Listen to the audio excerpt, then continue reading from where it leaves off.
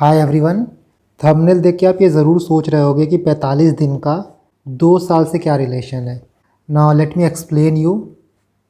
आपका जो यूपीएससी 2024 का प्री है वो 16 जून 2024 को है, मतलब अप्रॉक्सीमेटली 45 दिन बाद। अगर आपने ये चांस मिस कर दिया चाहे किसी भी रीज़न की वजह से, तो आपका नेक्स्ट प्रीलिम्स 2025 में होगा। 25 में 2025 को आपको नेक्स्ट अपॉर्चुनिटी मिलेगी और उसके बाद सब कुछ सही रहा तो आपका अप्रैल 2026 में फाइनल रिजल्ट आएगा। डैट मीन्स आप आज से देखो तो आपके पास ये 45 दिन है, नहीं तो उसके बाद आपके सामने ये 2 साल रहेगा। That is why please make sure कि ये प्रीलिम्स आपका फाइनल प्रीलिम्स हो। इस प्रीलिम्स को देने के बाद आपको नेक्स्ट प्रीलिम्स देने की ज़रूरत बिल्कुल ना हो। इसको ध्यान में रखते हुए I am going to start a game changing initiative that will help you to qualify prelims 2024। Help क्या करेगा? It will ensure you that you will qualify prelims 2024। Now देखो, आपके पास 45 दिन है। 45 दिन के अंदर क्या क्या प्रायोरिटीज़ आपके सामने है।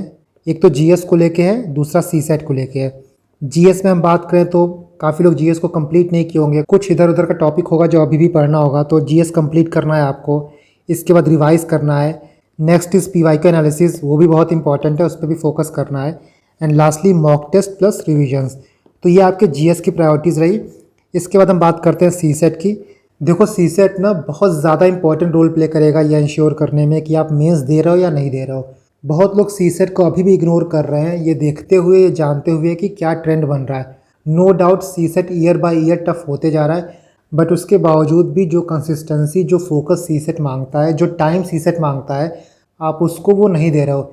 इस बार भी मैंने काफ़ी रिजल्ट ऐसे देखे हैं जहां जीएस1 में 80, 85, 100, 105, 110 स्कोर कर रहे हैं, बट सीसेट में 64, 65, 62 इसी रेंज में रह जा रहे हैं। और जब आप उनसे बात करोगे, उनसे पूछोगे कि मेजर रीज़न क्या है, तो आपको एक कॉमन पैटर्न दिखेगा कि सीसेट पे उन्होंने फोकस नहीं किया।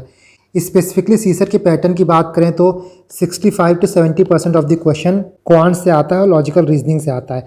80 में से 45 से 50 क्वेश्चन आपको क्वांट और लॉजिकल रीजनिंग से देखने को मिलेंगे। ये सब कुछ जानते हुए भी still you are not focusing on CSAT. I am very disappointed to सी।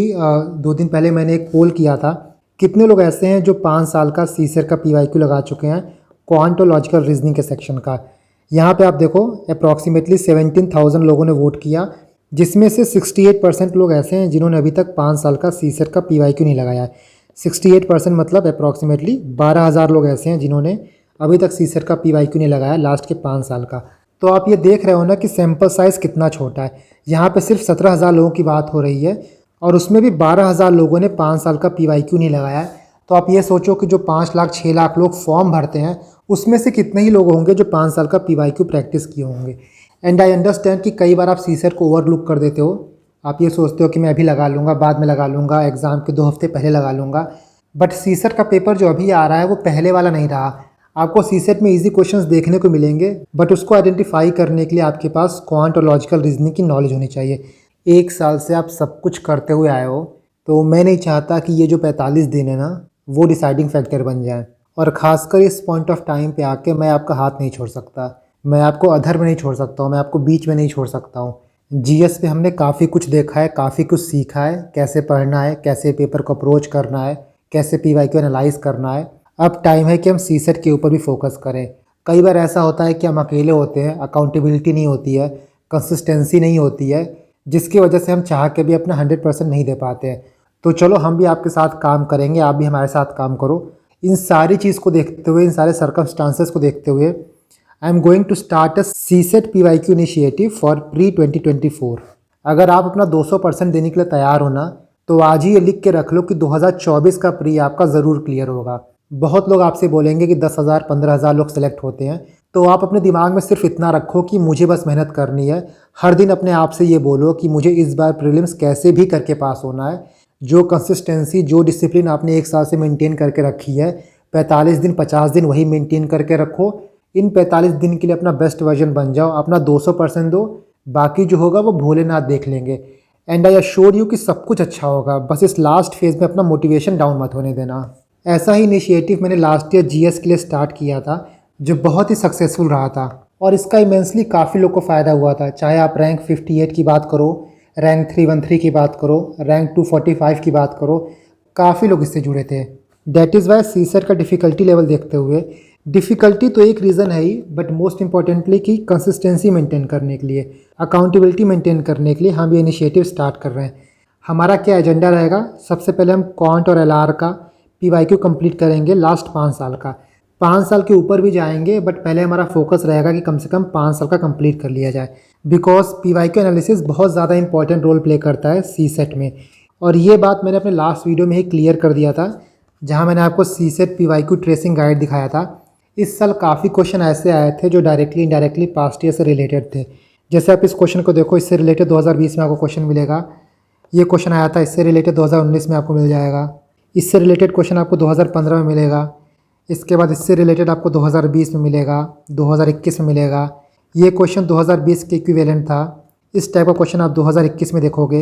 ये पीडीएफ मैंने ऑलरेडी शेयर किया है टेलीग्राम पे, आप एक बार इसको जाकर देख लेना, आपको आइडिया हो जाएगा कि पीवाईक्यू कितना ज़्यादा इंपॉर्टेंट है। आप 5-6 साल का पीवाईक्यू प्रैक्टिस करके जाओगे, एनालाइज करके जाओगे, जो कॉन्सेप्ट उसके पीछे लगा हुआ है उसको देख के जाओगे, तो आपका जो कॉन्फिडेंस है वो यहाँ से यहाँ आ जाएगा। ना ये इनिशिएटिव आगे कैसे बढ़ेगा, आपको क्या करना है, पूरा प्लान क्या होगा, इसको बहुत अच्छे से समझो। सबसे पहले हम क्या करेंगे कि सीसेट के लिए एक सेपरेट टेलीग्राम चैनल बनाएंगे, और जो सीसेट के चैनल का लिंक होगा मैं उसको अपने मेन चैनल पे 11 बजे पोस्ट कर दूंगा। ध्यान से आप एक बार फिर से सुन लो कि सीसेट के लिए हम लोग एक अलग चैनल बनाएंगे, और जो सीसेट के चैनल का लिंक होगा उसको मैं 11 बजे अपने मेन चैनल पे, जो कि है IAS PCS पाठशाला, उस पर पोस्ट कर दूंगा। मेरे मेन टेलीग्राम चैनल का लिंक आपको डिस्क्रिप्शन बॉक्स में मिल जाएगा। नेक्स्ट हम क्या करेंगे, सबसे पहले हम 2020 से लेकर 2023 तक का पीवाईक्यू देखेंगे। उसके बाद हम और पीछे जाएंगे, 2019, 2018, बेसिकली जितना पीछे जा सकेंगे उतना पीछे जाएंगे। इस चैनल पे क्या होगा कि 12 से 15 पीवाईक्यूज़ मैं आपको डेली दूंगा। क्वेश्चन देने के 1 घंटे बाद मैं उसका डिटेल आंसर आपको प्रोवाइड करूंगा, और ये जो आंसर रहेगा कोई बुकिश आंसर नहीं रहेगा। प्रॉपरली इन 10-12 क्वेश्चन को सॉल्व करके मैं हैंड रिटन फॉर्म में आपको उसका PDF प्रोवाइड करूंगा, सो दैट पीवाईक्यू का आपके पास एक प्रॉपर सॉल्यूशन हो। क्वेश्चन और आंसर के बीच में 1 घंटे का टाइम इसलिए दिया गया है ताकि ये 12-15 क्वेश्चन आप खुद से ट्राई करो। नहीं तो क्या होता है, क्वेश्चन देने के बाद हम डायरेक्टली आंसर दे देंगे, तो मोस्ट ऑफ दी जनता क्या करेगी कि क्वेश्चन आंसर को सीधा डाउनलोड कर लेगी, और इसका जो पर्पस है ना वहीं डिफीट हो जाएगा। इस इनिशिएटिव का पर्पस ये नहीं है कि आपको आंसर मिल जाए। इस इनिशिएटिव का मेन पर्पस ये है कि कंसिस्टेंसी बिल्ड हो। जो आप क्वेश्चन कर रहे हो, जो आप पीवाईक्यू लगा रहे हो, थोड़ा उस पर अपना ब्रेन स्टॉर्मिंग करो। आपको 12 से 15 क्वेश्चन दिया जाएगा, मान लो आपने 4 कर लिया, आपने 5 कर लिया, आपने 6 कर लिया। जो बाकी क्वेश्चन आपको नहीं आएगा उस पर आप ब्रेन स्टॉर्म करोगे। बाद में जब आपको सॉल्यूशन मिलेगा तो आपको सॉल्यूशन समझ में आएगा। समझने के साथ साथ उस सॉल्यूशन को आप अपने दिमाग में रख पाओगे, प्लस एग्जाम में अगर मान लो वैसे क्वेश्चन रिपीट होते हैं तो आप क्वेश्चन को सॉल्व कर पाओगे। और अल्टीमेटली इस इनिशिएटिव का टारगेट ही यही है कि अगर एग्जाम में पीवाईक्यू से क्वेश्चन आए, पीवाईक्यू के कॉन्सेप्ट पे आए, तो आप वहाँ पे स्ट्रगल ना करो। And the third thing is कि जो सॉल्यूशन मैं आपको प्रोवाइड करूँगा वो सॉल्यूशन ऐसा रहेगा कि एग्ज़ाम में वो आपको क्लिक करे। क्योंकि देखो क्या होता है कि मान लो कोई पर्टिकुलर क्वेश्चन है, उसको आप कई तरीके से सॉल्व कर सकते हो। कुछ लोग शॉर्टकट लगा के सॉल्व करते हैं, कुछ फॉर्मूला लगा के सॉल्व करते हैं। कुछ क्वेश्चन ऐसा होता है कि आप क्रॉस चेक कर सकते हो ऑप्शन से कि किसका आंसर क्या होता है। कुछ लोग ऐसे हैं कि पूरा लेंदी मेथड यूज़ करते हैं। तो मल्टीपल तरीका होता है किसी एक क्वेश्चन को सॉल्व करने का। लेकिन मान लो कि मैथ आपका बैकग्राउंड नहीं है, मैथ में आप रिलेटिवली न्यू हो, तो आपके लिए किसी क्वेश्चन में डायरेक्टली शॉर्टकट लगा देना, डायरेक्ट फॉर्मूला यूज़ कर लेना काफ़ी टफ होगा। मेरा बैकग्राउंड खुद IIT दिल्ली का रहा है, डैट मीन्स कि मैथ बैकग्राउंड है मेरा, और मैं ये बहुत ही कॉन्फिडेंटली आपको बता सकता हूँ कि अगर आपका बेसिक रेडी नहीं होगा, आपको रॉ तरीके से क्वेश्चन सॉल्व करना नहीं आएगा, तो आप डायरेक्टली फॉर्मूला, डायरेक्टली शॉर्टकट नहीं लगा पाओगे एग्जाम में। इसलिए जो सॉल्यूशन मैं आपको प्रोवाइड करूँगा, सबसे पहले मेरी ये कोशिश रहेगी कि उस पर्टिकुलर क्वेश्चन को एकदम बेसिक से सॉल्व करना, क्योंकि वही बेसिक तरीका सबसे पहले एग्जाम में क्लिक करता है। उसके बाद कोई शॉर्टकट इन्वॉल्व है तो वो मैं इंक्लूड करूँगा। फाइनली उस पर्टिकुलर क्वेश्चन को आप किसी फॉर्मूले से कर सकते हो, बेसिकली कोई ऑल्टरनेट मेथड है तो हम उसको भी इंक्लूड करेंगे। फॉर एग्जांपल आप इस क्वेश्चन को देखो जो 2023 में आया था।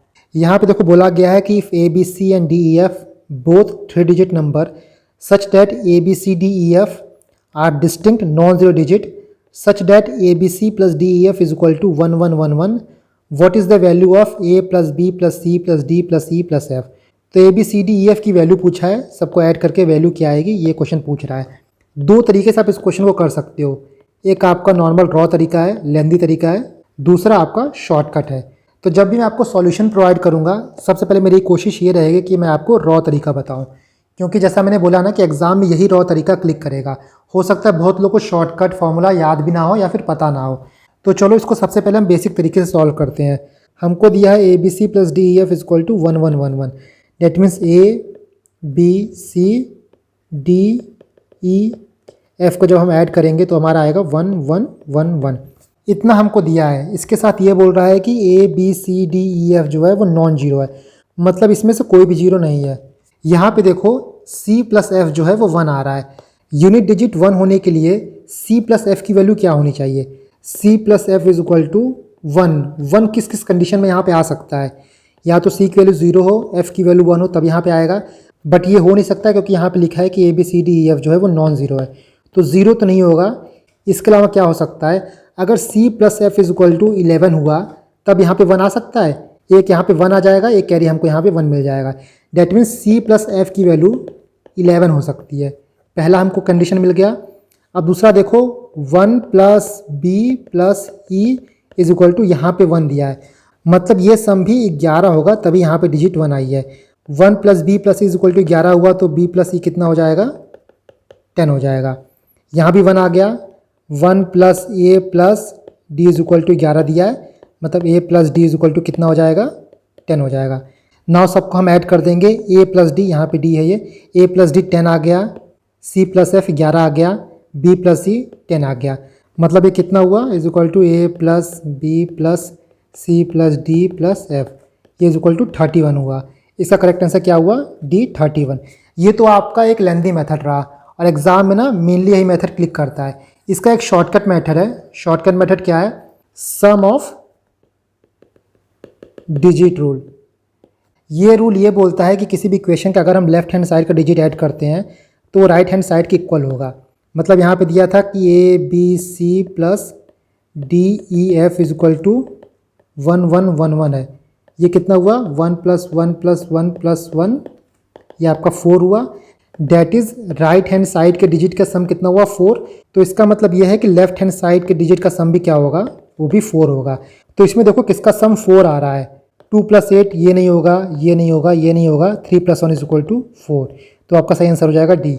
ये देखो शॉर्टकट है और बहुत लोगों को ये फॉर्मूला, ये मेथड एग्ज़ाम में नहीं पता होता है, एग्ज़ाम से पहले नहीं पता होता, तो यहाँ पे वो डायरेक्टली लगा नहीं पाते। और यही मैं आपको बोल रहा हूँ कि जो भी सॉल्यूशन आपको प्रोवाइड किया जाएगा उसमें लेंथी मेथड होगा, क्योंकि एग्जाम में पहले वही क्लिक करेगा। उसके साथ मान लो वो क्वेश्चन शॉर्टकट तरीके से भी हो सकता है, तो वो मेथड भी मैं आपको प्रोवाइड करूँगा। देखो सम ऑफ डिजिट रूल को थोड़ा अच्छे से समझ लेते हैं। वीडियो में आपने ट्यून इन किया, वीडियो आप देख रहे हो, तो कुछ यहाँ से आप सीख के ही जाओ, क्या पता कौन सा चीज़ कहाँ पे काम आ जाए। मान लो एग्ज़ाम में आपको एक क्वेश्चन आ जाए कि 323 इंटू 12 कितना होता है, और ऑप्शन आपको मिले 3856, 3866, 3876 और डी है 3896। तो जो सम ऑफ डिजिट रूल होता है वो ये बोलता है कि लेफ्ट हैंड साइड के डिजिट का सम जो है वो राइट हैंड साइड के इक्वल होगा। अगर हम लेफ्ट हैंड साइड के डिजिट का सम लेते हैं तो क्या होगा? 3 प्लस 2 5, 5 प्लस 3 8, 8 इंटू ये कितना हो जाएगा? 1 प्लस 2 3, ये आपका हो गया 24।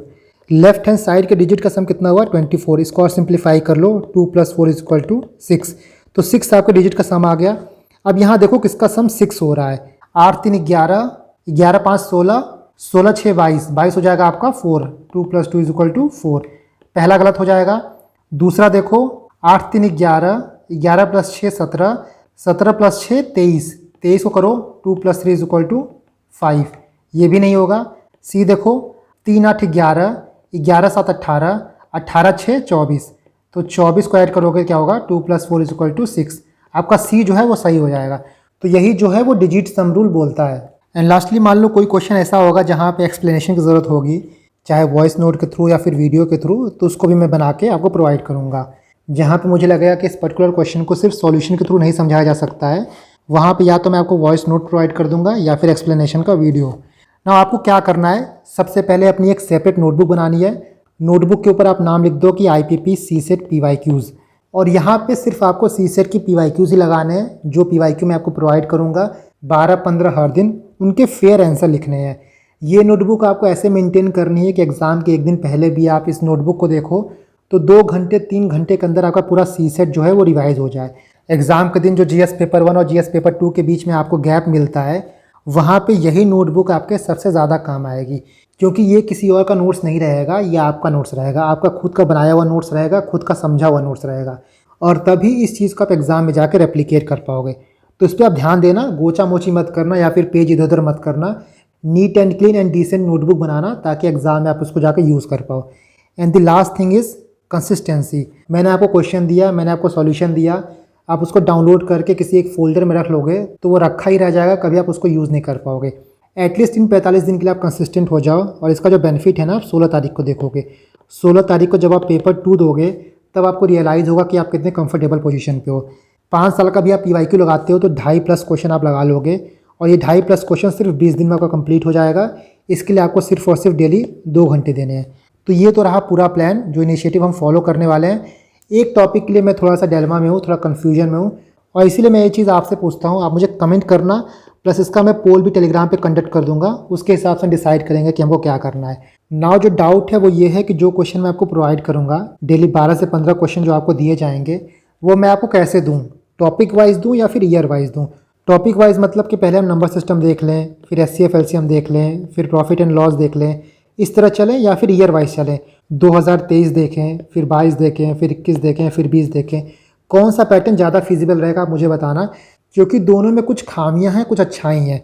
देखो, टॉपिक वाइज करने का मतलब यह है ना कि मान लो हम नंबर सिस्टम कर रहे हैं, मान लो हम प्रॉफिट एंड लॉस कर रहे हैं, तो हो सकता है कुछ सेलेक्टेड टॉपिक ही आप करो। फॉर एग्जांपल जब हम परमुटेशन कॉम्बिनेशन में आ जाएं, प्रोबेबिलिटी में आ जाएं, तो मे भी इतने इंथुजियाज्म से वो टॉपिक ना करो, क्योंकि वो टॉपिक जो होते हैं वो टफ होते हैं। बट अगर हम ईयर वाइज करते हैं तो ईयर वाइज में आपको हर क्वेश्चन मिलेगा। हो सकता है पहला क्वेश्चन आपका नंबर सिस्टम से हो, दूसरा आपका परमुटेशन कॉम्बिनेशन से हो, तीसरा प्रॉफिट लॉस से हो। तो ईयर वाइज में आप हर दिन सारे टॉपिक्स को डील करोगे। You will know something about everything. Her topic के बारे में आपको कुछ ना कुछ आइडिया होगा, हर टॉपिक का एक्सपोजर आपको मिलेगा। And the second thing is कि टॉपिक वाइज में जो प्रिडिक्टिबिलिटी होती है ना, वो बढ़ जाती है। फॉर एग्जाम्पल हम नंबर सिस्टम कर रहे हैं, तो क्वेश्चन चाहे कैसा भी आए, आपको पता रहेगा कि ये क्वेश्चन नंबर सिस्टम का है, ये क्वेश्चन SCF LCM का है, यहाँ पे यही फॉर्मूला लगेगा, यहाँ पे यही कॉन्सेप्ट लगेगा, तो आप वो कॉन्सेप्ट लगा के उस क्वेश्चन को सॉल्व कर लोगे। बट ईयर वाइज करने में ये बेनिफिट रहता है कि पेपर में रैंडमनेस रहती है। आपको क्वेश्चन देख के खुद ये फिगर आउट करना पड़ेगा कि कौन सा कॉन्सेप्ट यहाँ पे लगेगा, कौन सा फॉर्मूला लगेगा। तो आप मुझे बताना कौन सा ज़्यादा फीजिबल है। As far as I think, तो मुझे लगता है कि ईयर वाइज ज़्यादा बेनिफिशियल रहेगा as compared to topic wise. Year wise में आप गेज कर पाओगे, आप ट्रैक कर पाओगे कि आपका कितना ईयर ख़त्म हो गया, आपका 23 ख़त्म हो गया, 22 ख़त्म हो गया, 21 ख़त्म हो गया, तो आपको आइडिया रहेगा कि आपने कितने ईयर का PYQ लगा लिया। So that's it. हम 11 बजे मिलते हैं, और 11 बजे मैं टेलीग्राम पे CSET के चैनल का लिंक पोस्ट कर दूंगा। नेक्स्ट हम कल से इनिशिएटिव स्टार्ट करते हैं। नेक्स्ट 1 मंथ में क्वांट आपका ऐसा प्रिपेयर हो जाएगा कि आप दूसरों को क्वांट पढ़ा सकोगे।